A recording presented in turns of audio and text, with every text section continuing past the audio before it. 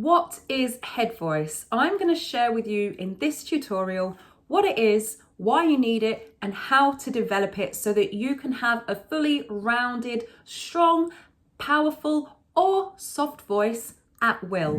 Before we get stuck in, make sure that you click the subscribe button and hit the notification bell so that you get all of my future videos, and have a look at past videos. At the time of making this video, I've got almost 500 free tutorials on this channel. And if you're sick of the adverts and you don't want YouTube Premium, then join the channel and you can get my most popular tutorials and my challenges that are not available to the public. You can get them inside the memberships. And I'll also be running some lives in there where you'll be able to talk to me directly. So I look forward to seeing you as a member. So head voice, what is it? It's the singy kind of choiry part of our voice. So we have a number of vocal registers. The lowest is the fry, sounds like a creaking door. The next is chest voice, which is where most people speak. Next is head voice, and we also have falsetto. It's very slight, it's very subtle, the change. And we have whistle right at the top. Again, a very subtle difference. So why do we need head voice? Well, if you're serious about singing, and even if you're not a professional singer or even a semi-professional singer, but you are actually serious about having a strong, healthy, I mean strong as in a healthy strong, it doesn't have to be a powerfully strong singing voice, then it's important to work on all of the different areas of your voice. So head voice helps us to expand our vocal range. It helps us to be more creative and explorative and versatile in our singing. So if you're a singer-songwriter and you can only create one or two sounds, it's going to make your songs quite boring. Now, if you don't mind and you want to use electronics and effects and post-production to create different sounds, that's great. But if you want to be able to make different sounds with your actual voice, then understanding how to use head voice in a safe way that's going to protect your voice, and if you have any issues, it's actually going to improve the health of your voice, then learning it in the right way is really going to help your creativity as well as your ability to sing well, whatever well means. Now, what a lot of people don't know, and I always mention in my tutorials about projection and head voice, is that when we project and when we're belting, the safest way is a combination of chest and head voice. So a lot of people think that belting is just singing really high in your chest voice, which some people do, but if you do that, you're going to find it really difficult to transition through your range and to go much higher than, let's say, a D or an E5 for some people who can chest up there. Now, I do have singers who can chest up to a G5, which is really high, A for belting and B and definitely for chesting. But it doesn't actually sound great when you put it into a song and try to make it melodic. It sounds impressive, but it's not as fluid and as smooth as it is when you use the combination of your chest voice and your head voice to create projection and particularly belting. Even powerhouse singers like Meatloaf, Ariana Grande, Beyonce, and Lady Gaga, they all use head voice a lot. Freddie Mercury, not quite so much, but he definitely uses it for belting, and the others do use it a lot as well. Other singers like Jessie J, Kelly Clarkson, Christina Aguilera does use it, but it's very, very soft. She doesn't really have a powerful head voice, and she has said that herself on a number of occasions. I've seen her in interviews talking about that part of her voice, and she says, you know, I don't really have a strong head voice, and she doesn't actually use it that much.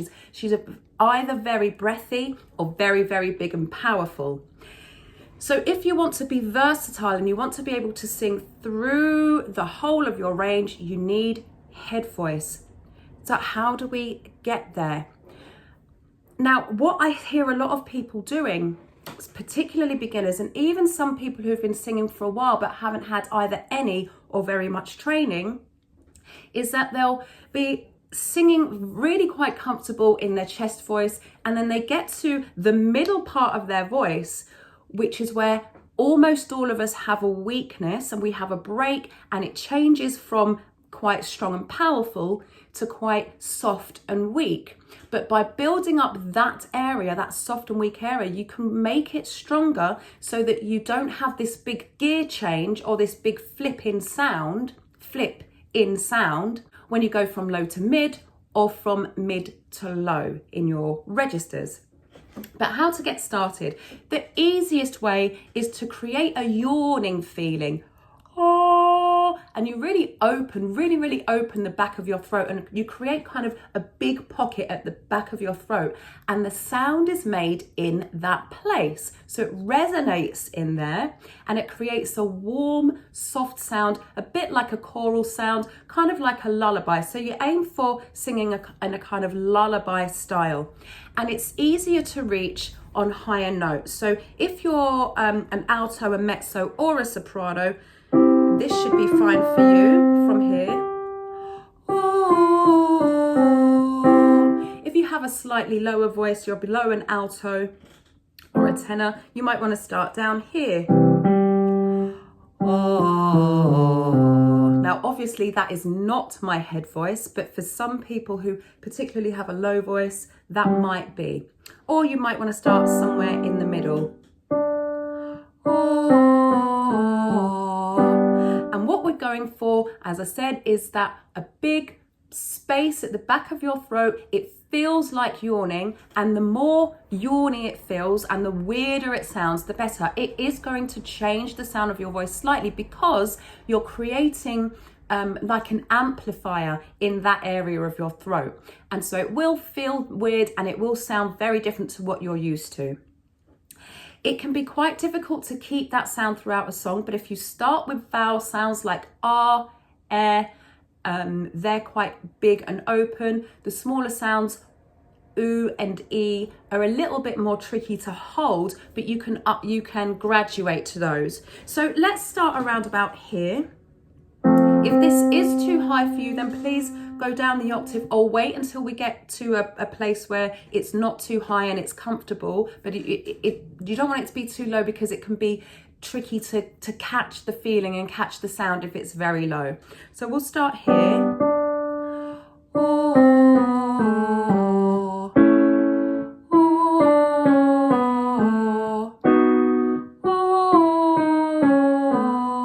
So keep it open.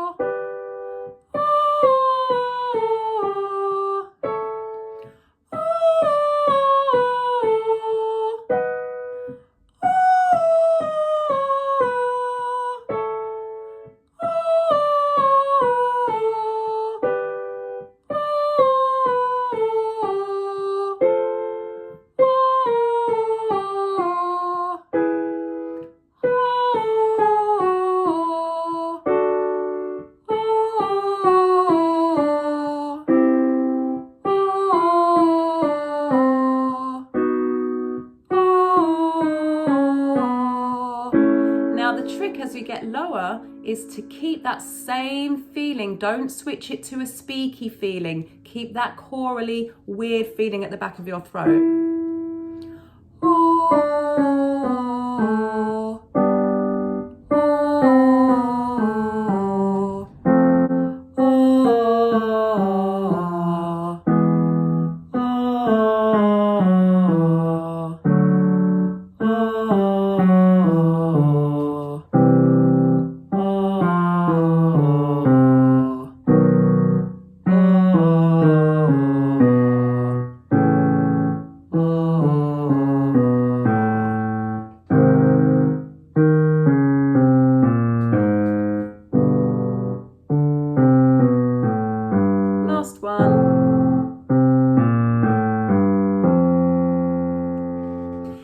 Now you can also use slidey exercises between two notes rather than singular notes like we've just done, and make sure you slide because that helps the control. So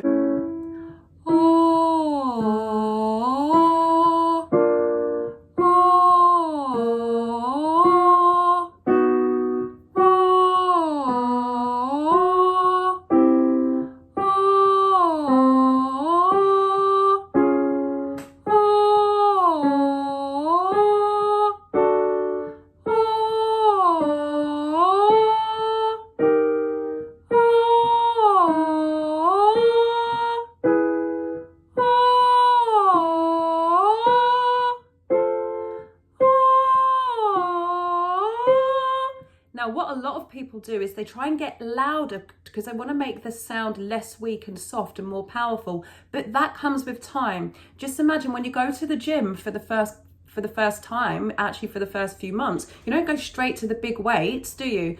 Hopefully, because you don't want to injure yourself. You go to the small weights and you start with the small weights. So that's what we're doing right now. We're just lifting small weights at the gym.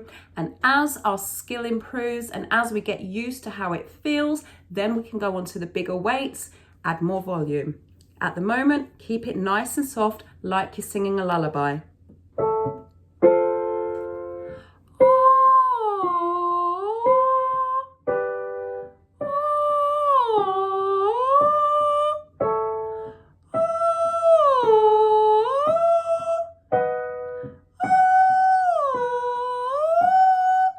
Doesn't sound as, I'm not actually singing very strongly, but even if you don't sound as strong as I do at the moment, don't worry, it will come. One more. Back down.